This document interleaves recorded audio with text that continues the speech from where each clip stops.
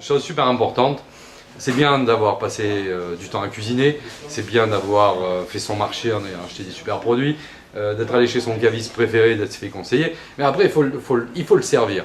Et pour ça, il y a un peu des règles à respecter. La première des choses déjà, c'est les températures.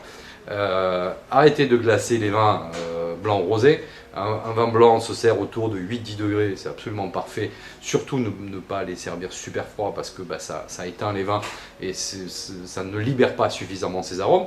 Un vin rouge, alors à température de pièce, vous êtes gentil, pas 25 degrés. Quand on dit chambré, c'était 16 degrés hein, dans le temps. Donc effectivement 16 degrés, je trouve que c'est bien pour commencer à sortir les vins. De façon à ce qu'au bout de 10 minutes, un quart d'heure, effectivement, il soit autour de 18 à 20 degrés, ce qui est à mon sens la température idéale pour profiter de ces vins rouges. Alors les verres, vous en trouvez à peu près de partout maintenant, là aussi chez vos cavistes préférés, vous trouverez des choix de verres absolument incroyables. Dans la gamme chef et sommelier, bon, il y a plusieurs marques qui sont tout à fait adaptées.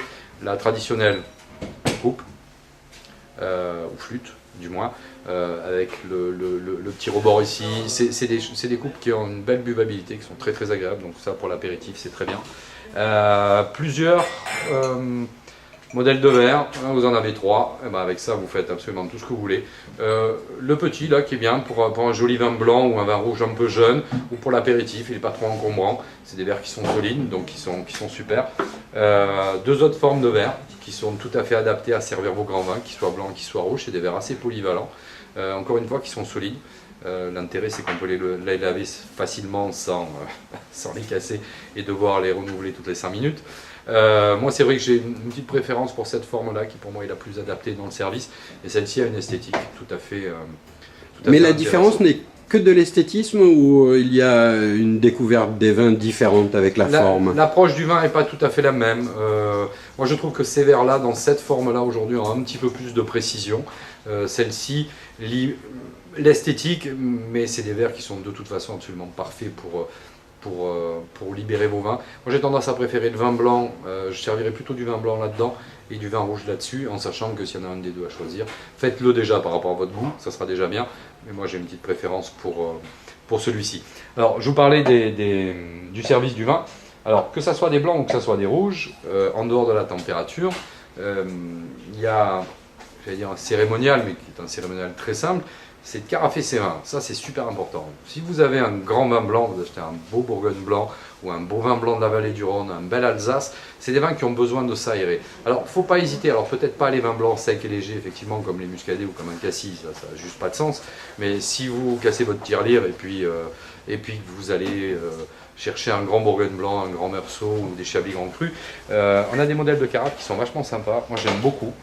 Vous avez un petit accessoire, vous y mettez vos glaçons dedans, vous carafez votre vin, et vous le posez sur la table, et ça maintient votre vin à température.